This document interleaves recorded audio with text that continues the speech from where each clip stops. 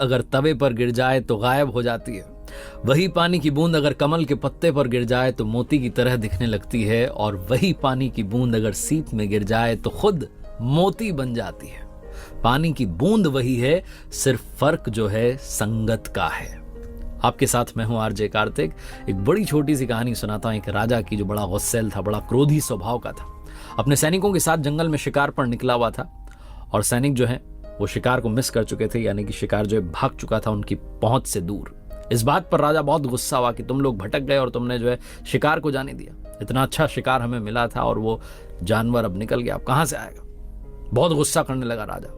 इतना गुस्सा करने लगा कि सैनिकों से कहा, जाओ वापस राजमहल, और ये मेरा घोड़ा भी ले जाओ, मैं पैदल पैदल आऊंगा। सैनिकों ने कहा, महाराज कहाँ आएंगे आप, जंगल में रास्ता भटक जाएंगे। लेकिन राजा गुस्सैल था, क्रोध में इंसान कुछ भी कह देता। उसने कहा, नहीं, मुझे चाहिए ही नहीं, मैं तुम्हारे साथ नहीं चलूंगा, इस घोड़े पर नहीं चलूंगा, इसने मेरा साथ नहीं दिया। मुझे जिधर जाना था शिकार का पीछा करने, ये उस स्पीड से नहीं दौड़ा, भेज दिया सबको वापस।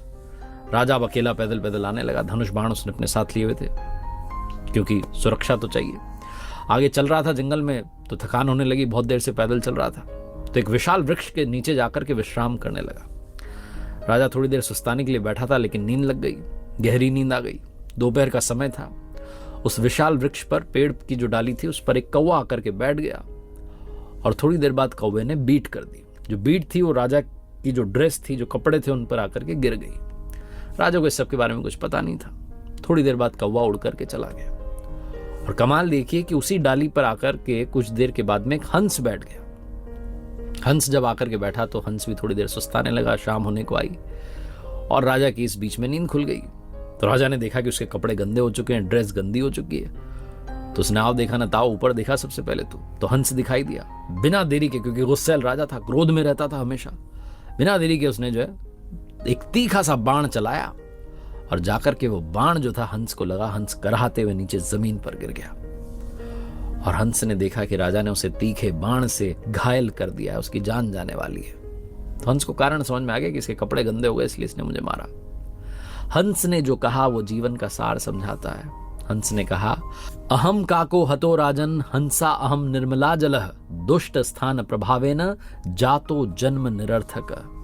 हंस ने कहा, राजन, मैं एक दुष्ट के स्थान पर आकर के बैठ गया, वरना बताइए मेरा क्या कसूर है, मैंने क्या किया।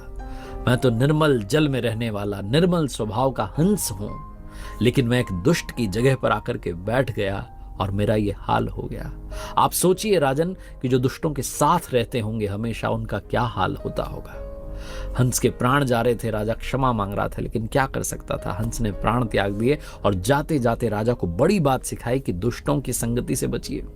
बहुत छोटी सी कहानी है, लेकिन दो बातें सिखाती है। पहली तो ये कि आपकी जो कंपनी है, जिस फ्रेंडशिप में आप रह रहे हैं, जिस सर्कल में आप उठते बैठते हैं, वो ठीक लोग हो, वैसे लोगों का हो जो आपको आगे बढ़ने के लिए इंस्पायर करते हो, मोटिवेट करते हो, आपको लाइफ में पॉजिटिविटी का रास्ता दिखाते हो, आपकी टांग नहीं खींचते रहते हो कि तू ऐसा है वैसा है, कि ये कहते हो कि आप अच्छा कर सकते हैं, आप बड़े सपने देखिए, उनके लिए मेहनत कीजिए।